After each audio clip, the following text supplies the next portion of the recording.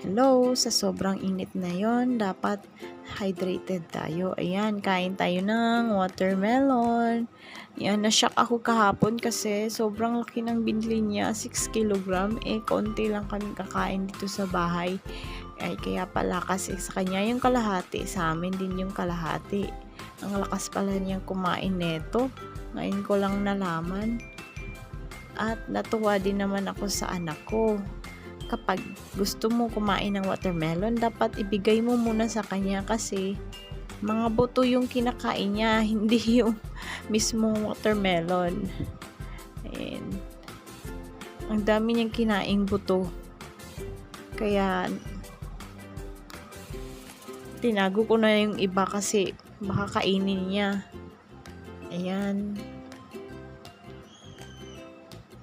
Tingnan nyo guys. Ang sarap